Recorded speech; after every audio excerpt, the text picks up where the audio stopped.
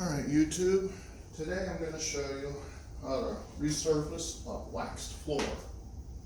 So what we have here is just a vinyl tile that's probably 30 years old with wax over it.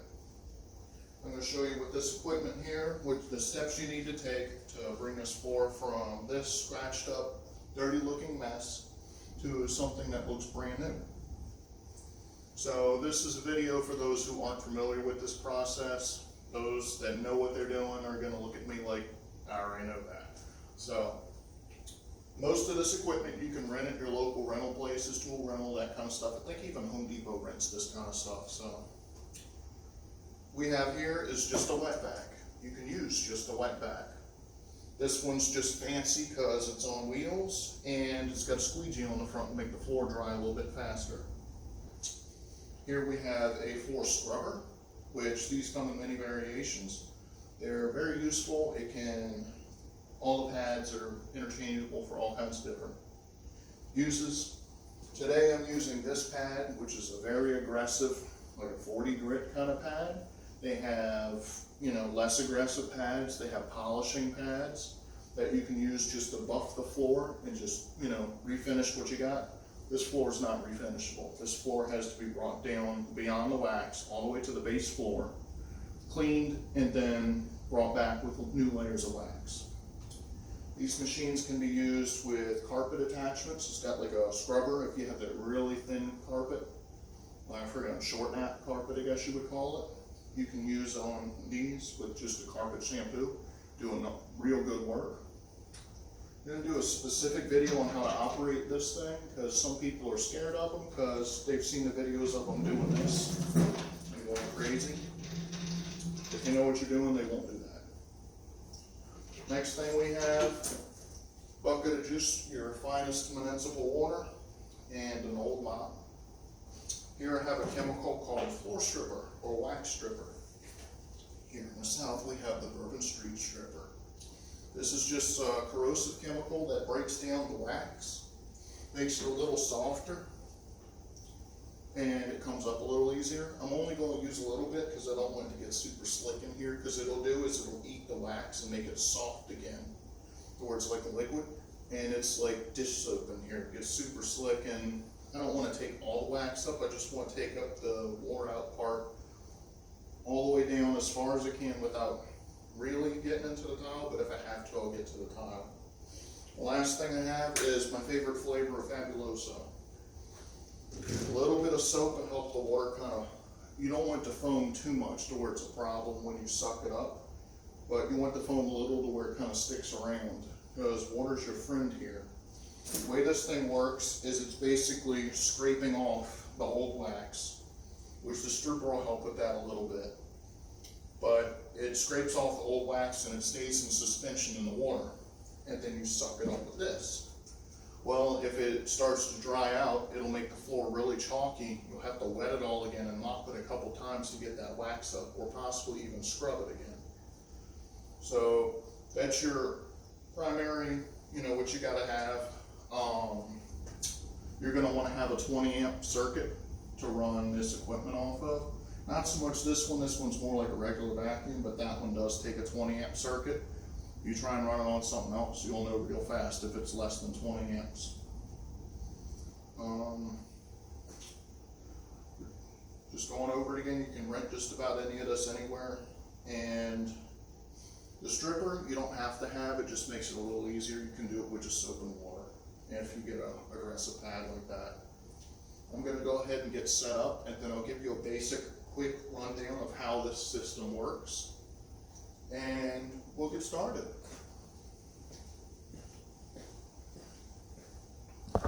Alright, I got everything plugged in and run out in the hall where it's out of my way. I'm going to go ahead and show you what I do to mix the water, and then I'm going to give you a quick, showing of how I do this thing. My rule of thumb with this is to hit every tile 3 times. So the pad is a little bit over the size of one tile, so it's about 14 inches. These tiles are 12 inches. So I'll come across halfway, the whole pad, and then halfway again. And that usually takes care of everything you need to do. Alright, as my soap mix goes, I literally, take my Fabuloso and put in about that much. There's serving sizes and measurements you're supposed to use, but yeah, you just get a feel for it. The stripper, you use about that much.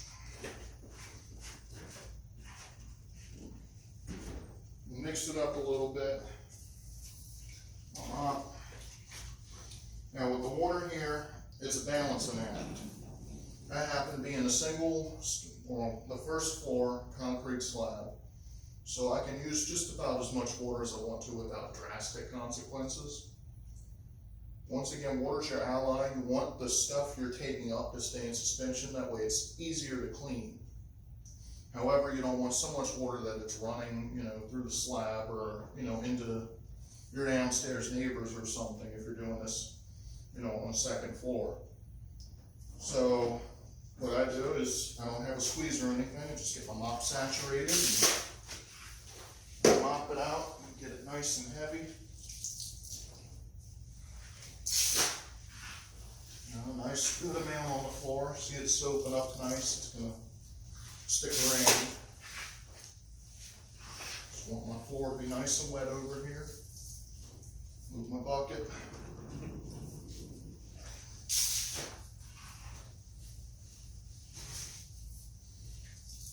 That's good enough to start with. So now, we'll talk about Mr. Scrubber here. The thing has got some weight to it. It probably weighs about 80 pounds. Let me make sure you can see what I'm looking at here. There you go. That nice backlight to mess things up again. So, you're going to set this machine up. The handle has got an adjustment on it. You're going to want to set it up to where it's about at your waist. So right at your belt buckle is where you're going to want the handle. Because the thing, if you're not used to it, it's going to want to throw you around. It's going to want to get crazy. Once you get used to it, it's like riding a bike. So you're going to want to set it up about, waist level where you can kind of step into it and hold it, You're not holding it to hold it, you're holding it to make it work, kind of. The pad just sits on there with gravity. You just lift the thing up, set it on top of the pad. I start this thing up, it's going to make racket. This particular model's got a switch here in the middle you hold up, and then you squeeze the handle and that turns it on.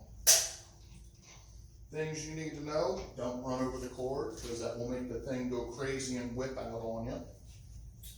Second thing you need to know about this thing is, if you're familiar with what a hoverboard is, those swagway things people ride around on, this operates kind of similar to how those work. The thing spins this direction, so it's going to want to make the handle go this direction. Or, let's make sure. Yeah. Spins this way, handle wants to go this way. So your objective is to keep the thing balanced, neutral. You push the handle down, it goes this way. You lift the handle up, it goes that way. You lean it to the right, it goes that way. You lean it to the left, it comes this way. So watch closely how I balance this handle and watch what the machine does.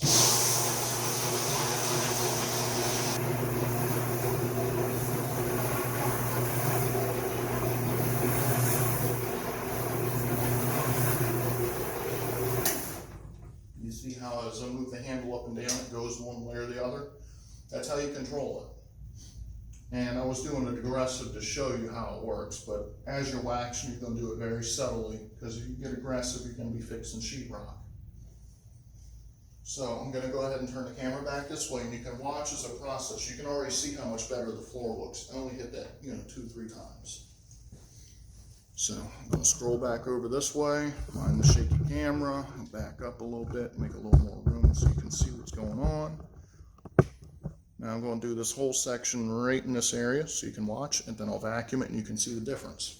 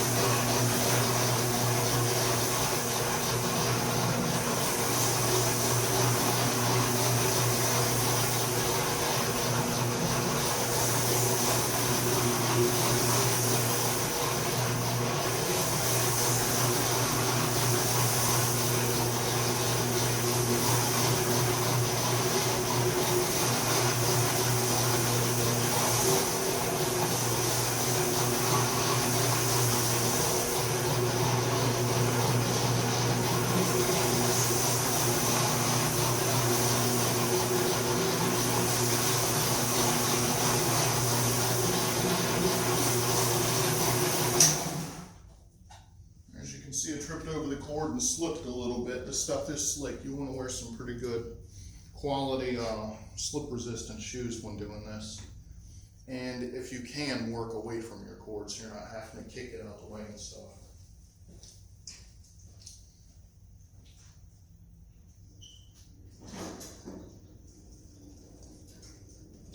So now I'm going to fire up the vacuum and soak up what's in suspension right here. Make sure I have enough cord.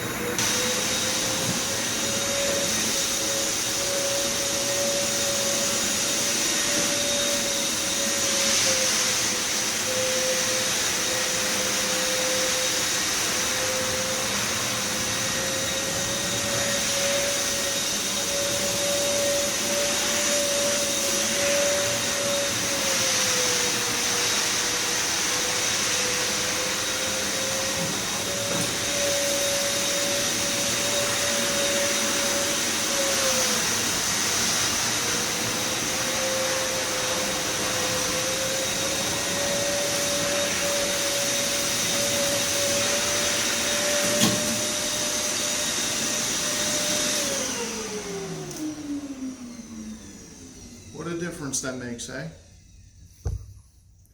Surprising how much of a difference a little bit of scrubbing and some water will do, eh? So there is still some wax left. You can, let me see, I'll get you off of this tripod. Mine is shaking. So if you get down low, you can still see a little bit of a sheen to it, like reflectivity. So there is some wax left. That's some kind of phone call, sorry. So there's still a little bit of wax left. If you get all the way down to the tile, like the floor is that bad that you have to burn it all the way, the tile will start looking really white. That's how you know, or you kind of get the feel for it. You have to do a little bit of extra steps when you're prepping the floor to put the new wax on, but as it is right now, this section of floor, I'm going to do is let it dry a little bit. I'll come back later with just clear plain water. Mop it real well. Let it dry again.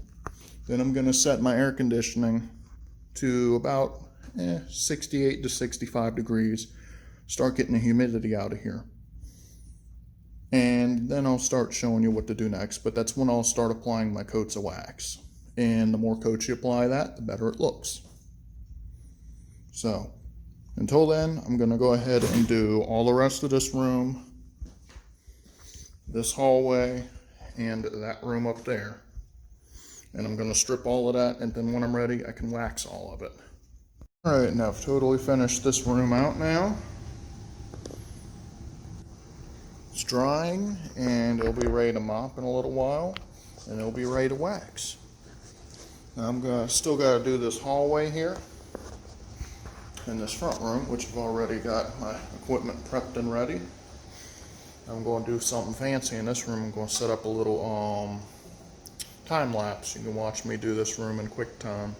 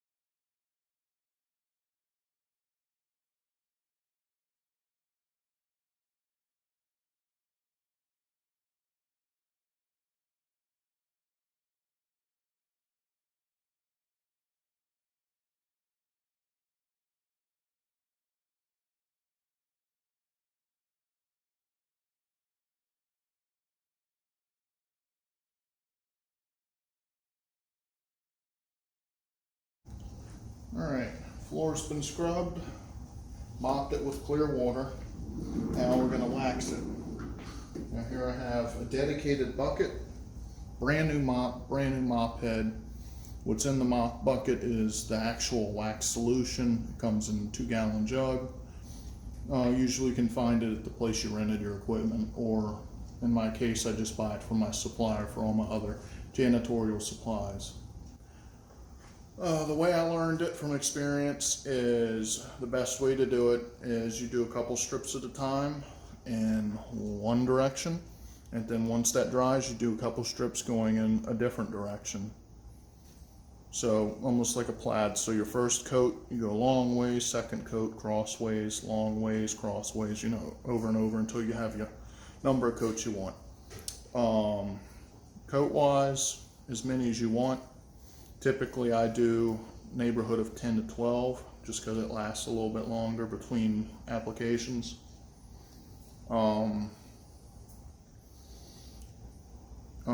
Dry time depends on your climate. Right now I have my AC cranked up, but here in Louisiana it's, you know, like 70–80% humidity all the time, so I usually get about 45 minutes per coat for dry time. If we had like cool weather the other day, I had about 20 minutes per coat for dry time because it was about 30% humidity. So you can test whether your floor is dry without messing it up. You open the door or wherever, just lean in, rub your hand over it. It should feel like a ceramic dinner plate. Not sticky at any bit, but it should feel real smooth and hard. And then take a couple precautionary steps to see if your shoes stick, and if they don't, then you're good to go. So real quick, I'm going to show you putting a couple coats down, looks like. Or not a couple coats, but, you know,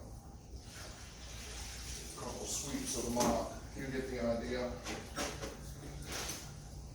Try to mop out. Basically want to mop in the same direction. And do like little figure eights. So.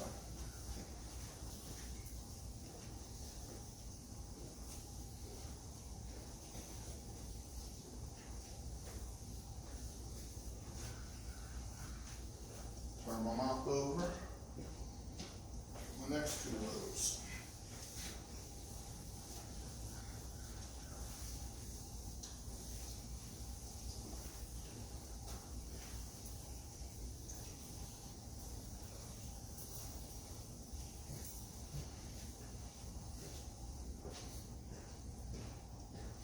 Now dip and repeat. So basically that's the process for this. I'll go ahead and I'll do the whole room like that. Let it dry, then I'll come back and do the whole room going this way. And I'll probably do like 8 to 10 coats in here the same way. That's the general idea of it. After about 5 coats, it'll start looking like that. See how it's all shiny over here? It only is because it's wet right now. It'll turn dull again after, you know, 5 coats, it'll start looking like that, and the more coats you put on, the better it'll look. You put about 12 coats on there, it'll look like the floor is coated in water. So, depends on the brand of wax you use. The stuff I use is on the rather expensive side, but you get what you pay for. So if you found this video helpful, interesting, got any questions, comments, I'm usually pretty quick to respond. Throw it down below and have an awesome day.